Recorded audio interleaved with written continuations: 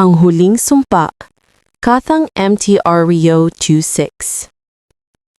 Sa liblib na bahagi ng kabundukan ng Panay, may alamat tungkol sa isang nilalang na nilamon ng sarili niyang kabutihan. Isang aswang na tumalikod sa kadiliman upang iligtas ang mga inosenteng buhay. Ngunit sa kanyang pagtalikod, siya rin ang naging kaaway ng kanyang sariling lahi. Ito ang kwento ni Selina, ang aswang na isinumpa ng kanyang angkan. Mula sa lahi ng mga Bagunbayan, angkan ng mga aswang na tagalapan ng laman, ipinanganak si Selina sa ilalim ng pulang buwan, isang tanda ng kapangyarihan at dugo. Bata pa lamang siya ay tinuruan na siyang manghuli, mandaya at manlinlang ng tao. Ngunit may kakaiba sa kanya. Sa halip na takot, awa ang nararamdaman niya sa mga biktimang inilalapit ng kanilang pinuno. Selina, wika ng kanyang ina si Dura, ang awa ay kahinaan, tandaan mo, ang dugo ng tao ay kaligtasan mo. Ngulit, sa isang gabi ng anihan, habang naghahanda ang kanilang angkan ng piyesta ng dugo, nakita ni Selina ang mga iaalay, 3 batang kinidnap mula sa kalapit na baryo. Habang inaawit ng mga matatanda ang orasyon ng paglapastangan, hindi na niya kanayanan. Sa gitna ng seremonya, tumakbo siya, pinakawalan ng mga bata at sinunog ang mga panambahan ng kanilang kulto. Ang apoy ay kumalat sa buong pook. Ang mga sigaw ng kanyang mga kamag-anak ay humalo sa hangin. Ngunit bago siya tuluyang makatakas, dumating ang matandang pinuno, si Ama Dugo, at isinumpa siya.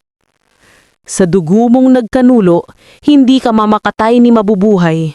Maglalakad ka sa lupa bilang anino, tatangihan ng langit at lupa. Ang mga anak ng liwanag ay huhusga sa'yo, at ang mga anak ng dilim ay huhuli sa'yo. Mula noon, naglakad si Selina sa mga kabundukan, nagtatago sa dilim at nilalabanan ng uhaw ng dugo na unti-unting pumapatay sa kanya. Pagkalipas ng ilang taon ng pag-iisa, napadpad siya sa isang baryo sa paanan ng bundok, Baryo Lantawan, kilala bilang tahanan ng mga albularyo, babaylan at manunugis, mga tagapagtanggol ng mga tao laban sa mga nilalang ng gabi. Dito niya unang nakilala si Dudong, isang batang manunugis na may sugat ng nakaraan. Bata pa lamang si Elias nang pinaslangin ng mga aswang ang kanyang mga magulang. Sa kanyang puso ang pagpatay sa aswang ay hindi tungkulin, kundi paghihinggim. Isang gabi, habang nagbabantay si Dudong sa tabing ilog, nakita niya si Selina, sugatan at halos wala ng lakas. Ang kanyang balat ay maputla at ang mga mata ay kumikislap ng asul na apoy. Agad niyang itinututok ang kanyang itak na pilak, ngulit na patigil nang makita niyang may hawak itong isang patalim na may banal na ukit, simbolo ng mga tagapagpanggol. Kung gusto mong akong patayin, gawin mo na, ngunit hindi ako ang kaaway mo. Lahat ng may dugong aswang ay kaaway. Malamig na tugon ni Dudong. Ngunit sa likod ng galit, nakita ni Dudong ang sugat sa kanyang balikat, marka ng sumpa hindi ng kasamaan. Dinala ito sa bahay ni Lola Sima, ang pinakamatandang albularyo sa baryo. Habang ginagamot si Selina, naramdaman ni Lola Sima ang kakaibang enerhiya sa kanya. Hindi ito karaniwang aswang, may banal na dugo itong nilalang. Lumipas ang mga araw at unti-unting bumalik ang lakas ni Selina. Sa kabila ng takot ng mga taga-baryo, ipinagtanggol siya ni Dudong at Lola Sima. Sa mga gabing madilim, nagtuturo si Selina ng mga paraan kung paano lumaban sa mga Bagunbayan. Ang kanyang dating angkan na ngayoy ay binagbabalak sa kupin ng buong Lantawan. Isang gabi ng bagyo, lumitaw ang mga anino ng mga nilalang mula sa gubat. Ang mga mata nila ay nagliliyab at sa unahan ay si Ama Dugo. Buhay pa, dala ang apoy ng impyerno. Selina, anak ng tagtataksil, bumalik ka sa amin o lilipulin ko ang lahat ng kinakanlong mo. Ngulit hindi na siya ang dating Selina.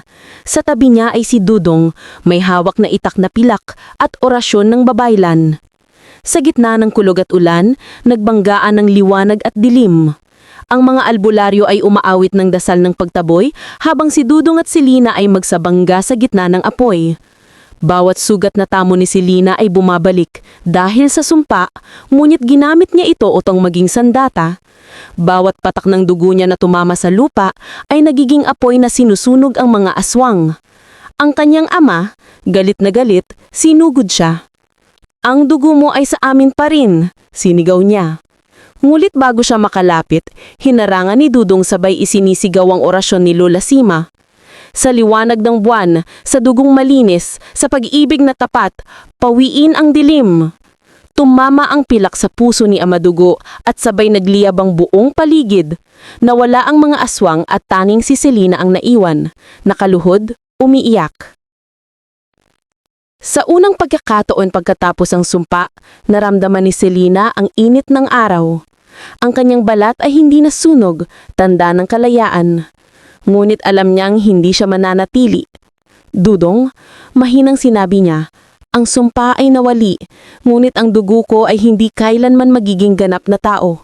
Kailangan kong umalis bago ako muling hanapin ng kadiliman."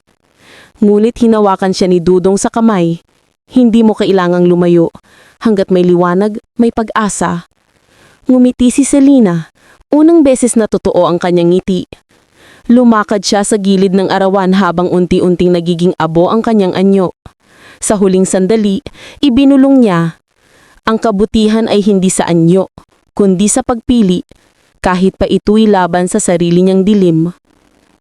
Makalipas ang maraming taon, isinasalaysay pa rin ng mga taga-Baryo Lantawan ang kwento ng isang aswang na tumalikod sa kadiliman. At tuwing kabilugan ng buwan, may nagsasabing may isang anino ng babae na nagbabantay sa baryo. Tahimik, ngunit mapagmatyag. Ang mga bata ay ligtas, ang gabi ay payapa, at sa hangin may bulong ng isang tinig. Ang sumpa ay nawali dahil may isang tumindig laban sa sarili niyang dilim. Wakas.